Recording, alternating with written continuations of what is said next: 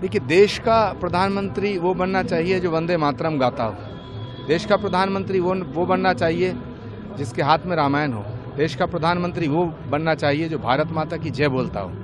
देश का प्रधानमंत्री वो बनना चाहिए जो इस मातृभूमि की वंदना करता हो। देश का प्रधानमंत्री वो बनना चाहिए जो भारत को विश्व गुरु बनाना चाहता हो।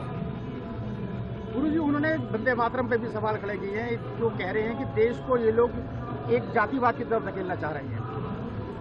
देखिए, सच बात तो ये है कि हैदराबाद वाले जो लोग हैं ये अब उत्तर प्रदेश में वही करना चाहते हैं जो वेस्ट बंगाल में हो रहा है, वही करना चाहते हैं जो इन्होंने हैदराबाद में किया है।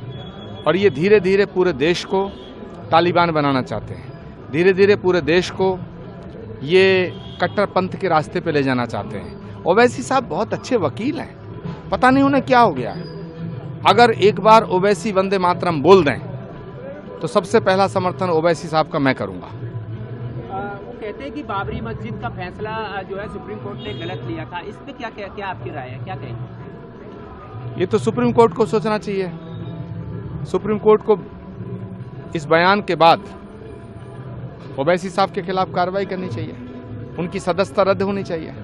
भारत की सर्वोच्च अदालत के फैसले को गलत फैसला करार देना ये देश के माहौल को बिगाड़ने जैसा है, पूरे भारत के सामाजिक समरसता और ताने बाने को तोड़ने जैसा है। ओवैसी साहब के खिलाफ कार्रवाई होनी चाहिए। जहां तक बाबरी मस्जिद का सवाल है, बाबर एक लुटेरा था, बाबर के नाम पर मस्जिद भारत में कलंक थी। सुप्रीम कोर्ट ने वहां श्री राम जन्मभूमि के मंदिर का निर्माण का फैसला करके भारत की अस्मिता, अस्तित्व और सनातन को बचाने का काम किया है।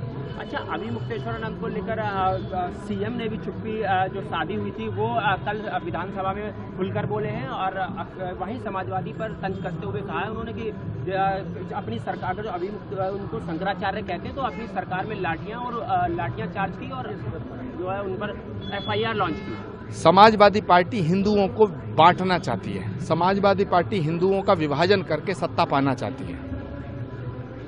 लेकिन अब ये हिंदू समाज को सोचना है कि उसे बंटना है, घटना है या कटना है।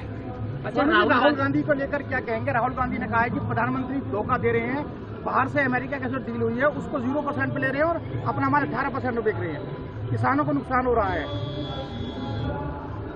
राहुल गांधी एक लाइलाज बीमारी हो चुके हैं,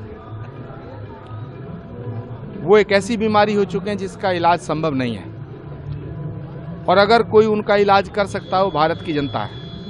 राहुल गांधी का इलाज करना न सरकार के हाथ में न संसद के हाथ में है। पार्लियामेंट में कभी कुछ बोलते हैं, उनकी सदस्यता के रद्द के लिए भी एप्लीकेशन दी गई है। भगवान से प्रार्थना करो कि राहुल गांधी जी को सद्बुद्धि दे। अच्छा, बांग्लादेश पर 0 टैरिफ और भारत पर 18 टैरिफ निर्यात पर राहुल गांधी लगातार आवाज उठा रहे हैं, क्या कहेंगे आप? प्रधानमंत्री नरेंद्र मोदी के हाथों में ये देश सुरक्षित है। प्रधानमंत्री नरेंद्र मोदी के हाथों में ये देश आगे बढ़ रहा है।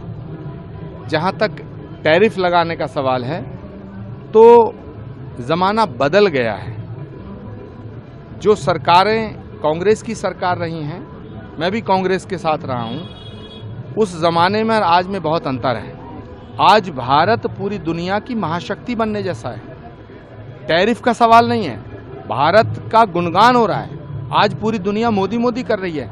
इस बात को लेकर के राहुल गांधी के भीतर में ज्वालामुखी धधक रहा है और वो ज्वालामुखी जब संसद में जाते हैं तो ज्वालामुखी फट जाता है और वो अनाप शनाप बोलने लगते हैं। भारत की सरकार ने भारत की जनता के हित में फैसला लिया है। 50% से घटा करके 25% से घटा करके 18% टैरिफ रह गया, तो 50 से 18 हो गया। इसे घटना कहेंगे या बढ़ना कहेंगे, लेकिन ये गणित राहुल गांधी की समझ में नहीं आता।